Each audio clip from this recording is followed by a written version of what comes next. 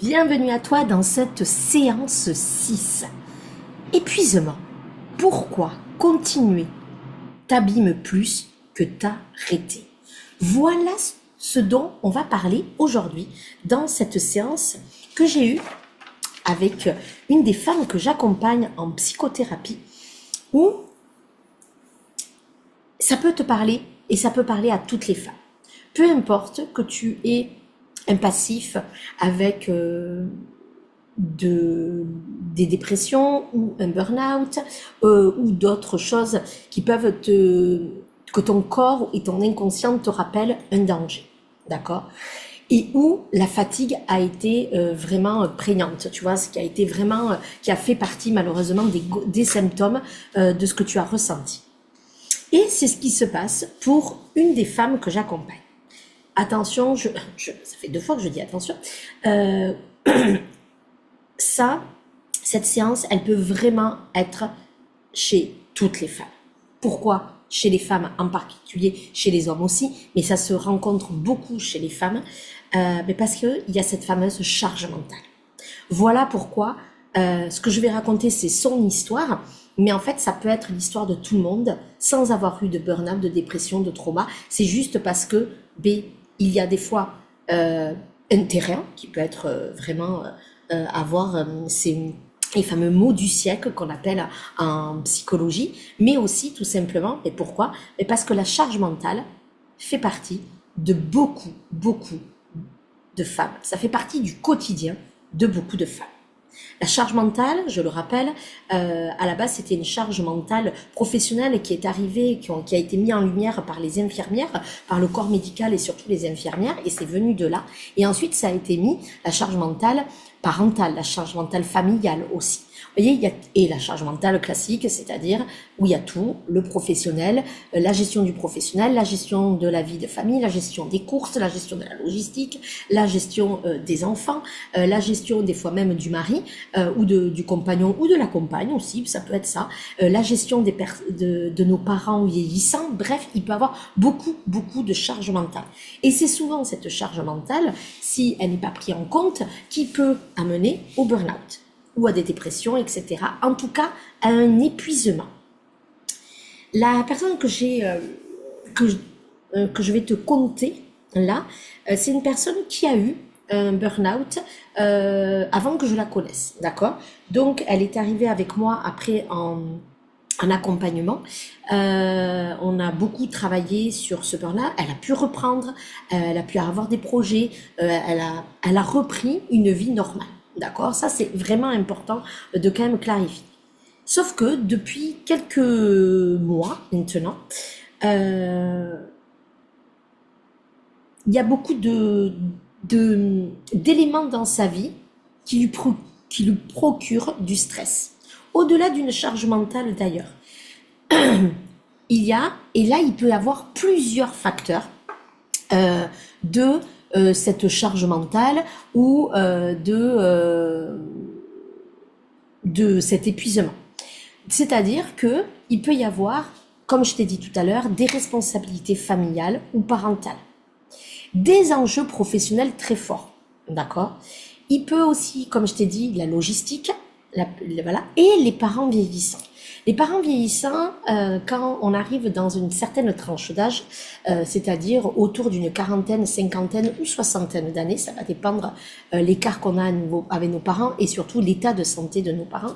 Mais en effet, les parents vieillissants sont un vrai enjeu parce que si on est seul, on est enfant unique ou qu'on est plusieurs enfants mais qu'on est celle qui est le plus proche, mais forcément on a des choses à gérer. Et tous ces petits rendez-vous par-ci par-là, ou ces rendez-vous parce que s'il y a des maladies, ou s'il y a des papiers administratifs, tout ça, ça demande beaucoup, beaucoup d'énergie.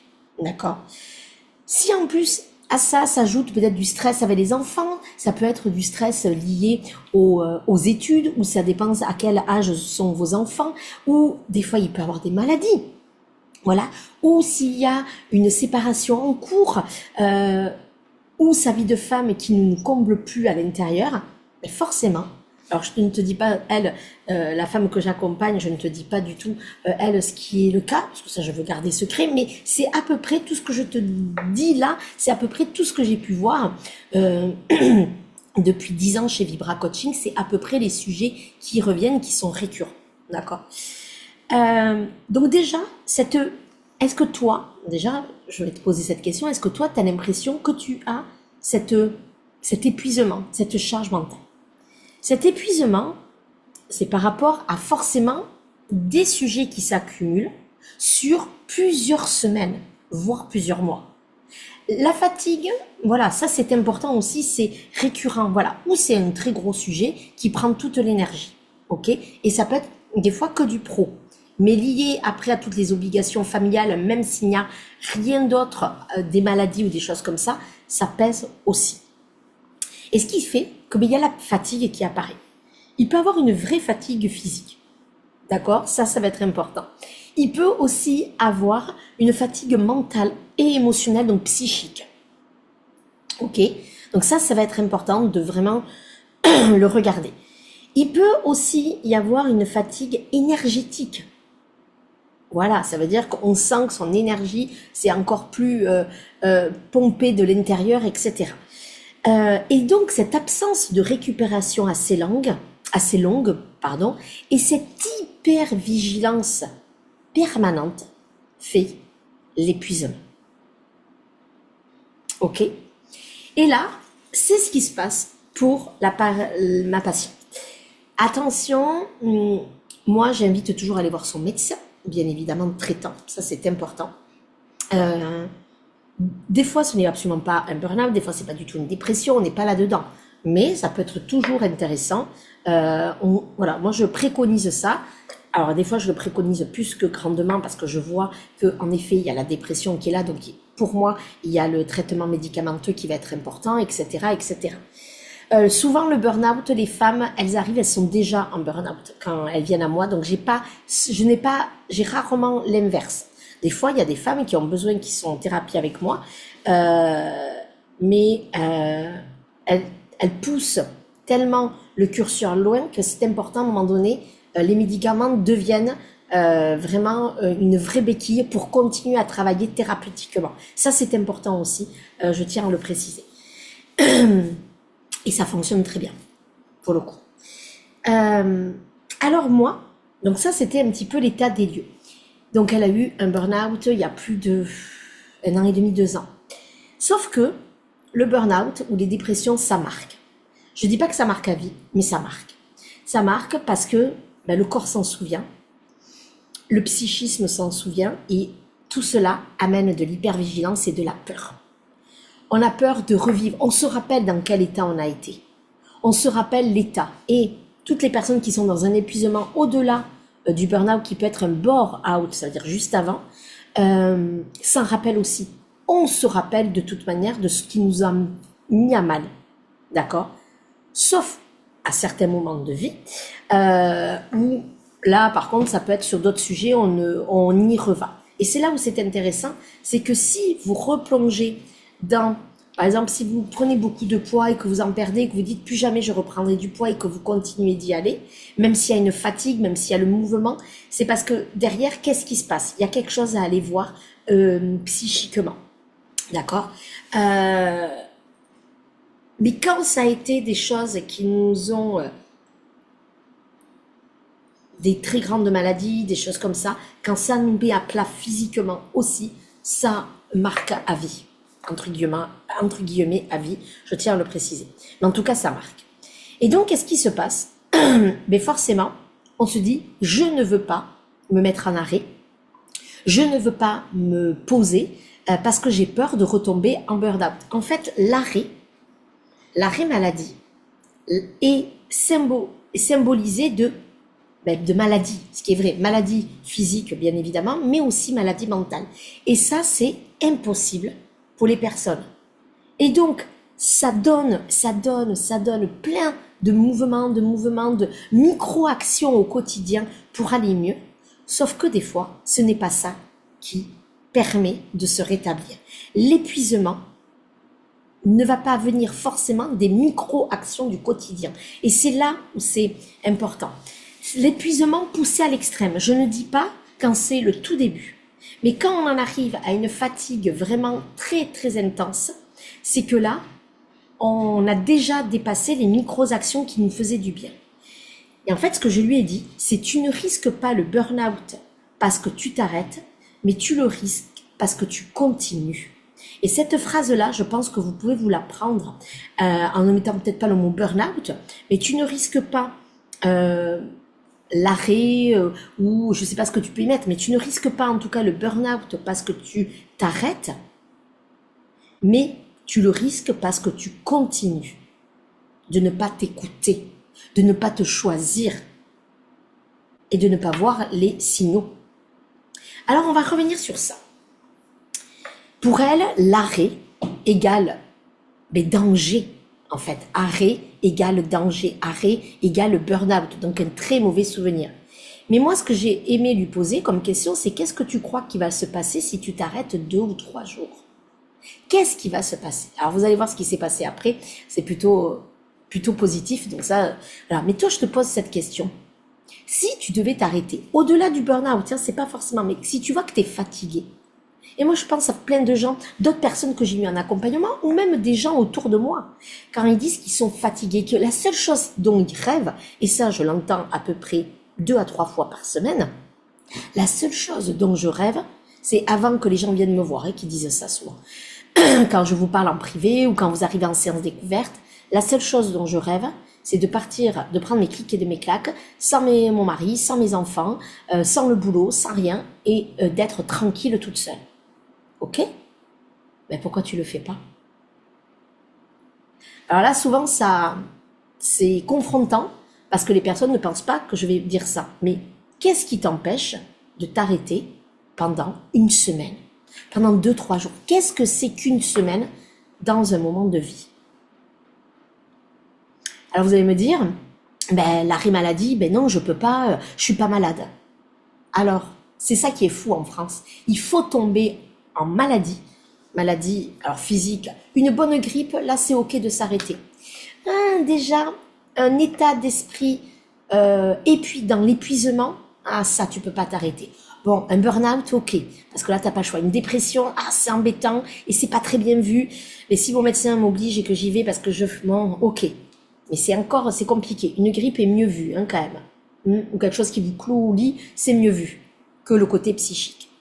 Mais par contre, y aller avant cet épuisement-là, avant de tomber, que le corps des fois nous fasse tomber malade, voilà, parce qu'il nous dit stop là, parce qu'on l'a pas écouté, ou un épuisement où tu peux plus te lever, pourquoi ne pas prendre des RTT si on en a, si on est entrepreneur, pourquoi ne pas décaler nos rendez-vous on prend samedi, dimanche, lundi, mardi, mercredi, ou jeudi, vendredi s'il faut.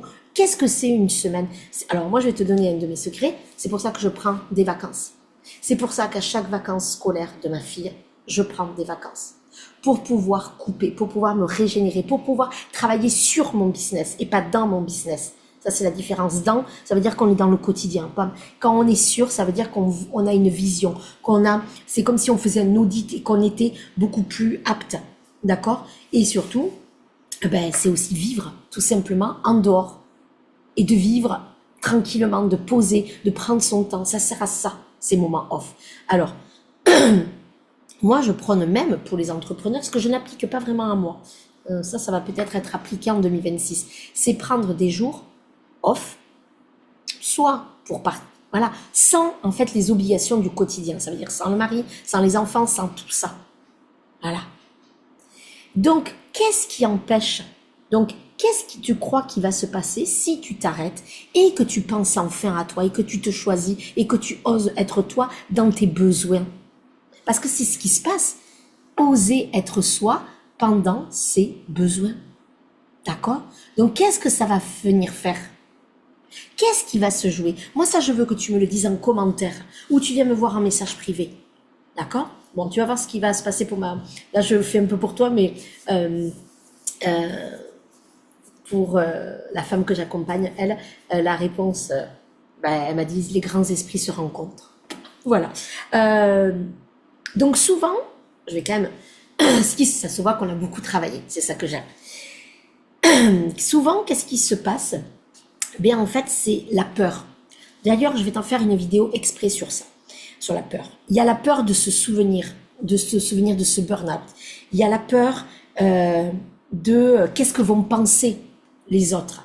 Il y a la culpabilité d'être, quand vous avez des enfants, sauf quand les enfants sont partis, c'est différent. Mais jusqu'à que les enfants soient là, même au lycée, alors encore plus quand ils sont petits, c'est oui, mais je peux pas laisser pendant un week-end, je peux pas laisser pendant une semaine les enfants parce qu'il y a la culpabilité. Mais si t'étais HS pendant une semaine, que tu étais au lit pendant une semaine, que tu avais une grippe, ben ça arrive ça. Je fais toujours le parallèle avec le côté physique. Mais qu'est-ce qui se passerait pendant une semaine? Eh bien, la personne qui t'accompagne, elle te gérerait. Ou il y aurait quelqu'un qui viendrait te seconder. Des fois, c'est les beaux-parents, des fois, c'est les parents qui viennent. Ça se ferait comme ça. C'est du spontané, c'est pas programmé, mais ça se fait. Mais là, c'est la même chose. Donc, va voir qu'est-ce qui se joue réellement pour toi. Pourquoi tu n'oses pas t'arrêter? Pourquoi tu n'oses pas? Et dans le mot t'arrêter, il y a forcément le mot se choisir, se respecter, s'honorer, être soi dans ses besoins, s'affirmer. Mais dans l'autre sens, si tu t'arrêtes, qu'est-ce que ça veut dire s'arrêter? Est-ce que dans ta famille, il faut être fort? Il y a l'injonction sois fort. Avec la blessure de trahison, moi, je montre toujours que je suis fort. Je ne m'arrête jamais. Ok? Est-ce qu'il y a une loyauté familiale? C'est-à-dire que tes parents étaient agriculteurs, commerçants ou je ne sais quoi, même d'autres métiers, hein, et que eux, ils se sont jamais arrêtés avec 42 fièvre. Donc, il y a une loyauté. Qu'est-ce qui se joue réellement là-dedans? Est-ce que le souvenir de t'être arrêté déjà pour maladie, ben en fait, ça te remémore une faiblesse que tu prends comme une faiblesse et que ça, c'est impossible pour toi. Donc, ça veut dire qu'il faut travailler sur ça. Ça, c'est tout ce qu'on travaille avec moi en accompagnement.